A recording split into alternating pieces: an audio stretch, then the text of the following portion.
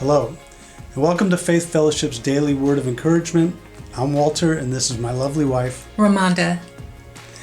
And today we're going to be sharing some thoughts starting with John chapter 9, verses 1 through 3, and it reads, As he went along, he saw a man blind from birth. His disciples asked him, Rabbi, who sinned, this man or his parents, that he was born blind?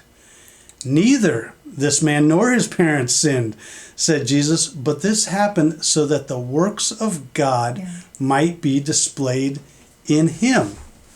So question, when you think of that, how can we possibly look at challenges, setbacks, and roadblocks in our lives? Well, I believe that we have two ways that we can view challenges, setbacks, and roadblocks.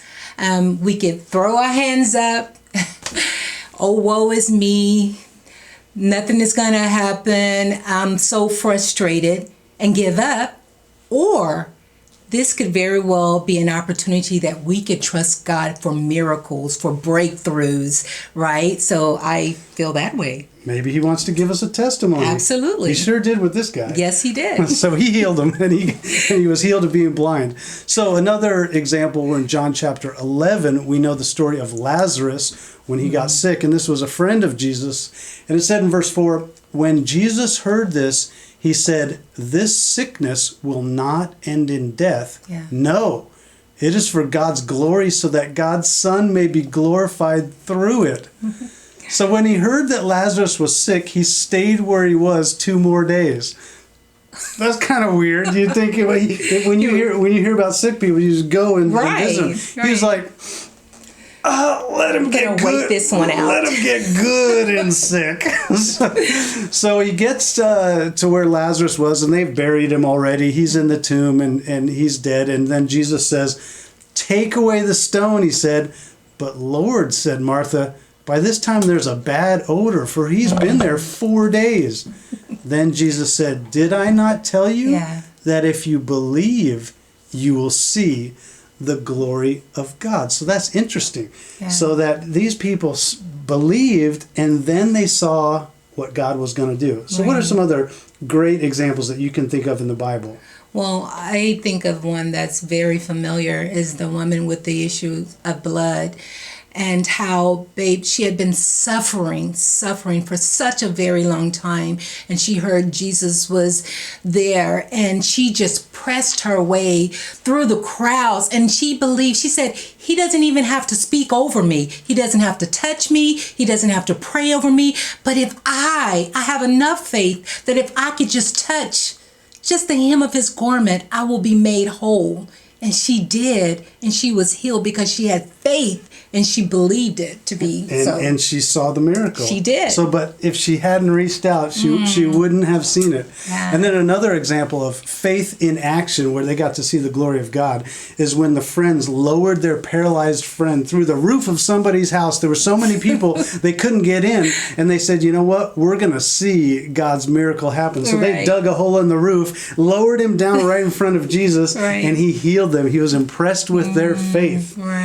And then another example. Oh, yeah. You know what? We were talking about this, too, while we were studying, that pastor that came to the church, he was a healing pastor. Ame from Guadalupe. And he was there laying hands on my brothers and sisters. And I was there. And at that time, I was suffering a shoulder, spine, neck injury.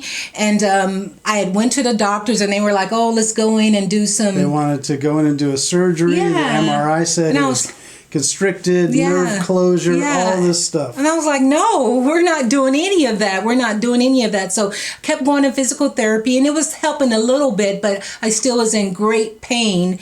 And so while I was there on that evening, and as I mentioned, my brothers and sisters were going up for many things for prayer. And I was like, Lord, this is just a shoulder injury, Lord.